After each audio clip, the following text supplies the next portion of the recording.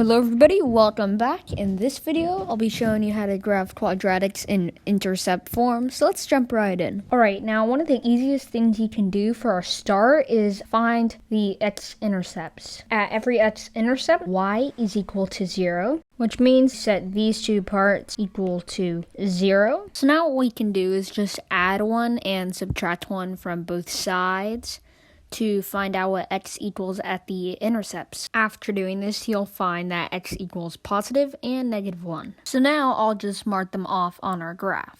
Now, if I add these together, negative 1 plus 1, and divide them by 2, we are going to get 0, which is right here. This is also our line of symmetry, so I'll just draw a line of symmetry over the y-axis. And since this is our line of symmetry, we can find the vertex by plugging 0 back in to this pretty function right here. Now 0 plus 1 is just 1, and then 0 minus 1 is just negative 1, and then we of course have the negative 2. So negative 2 times positive 1 is just negative 2, and negative 2 times negative 1 equals positive 2. So here is our vertex, and I also put our vertex right here. Alright, now what we can do is we can just pick some values on either side, and we can plug them into our function and see what the y values are as a result. So I'll do that by myself. Alright, so I have all of our y values, and I'll just start to draw our graph.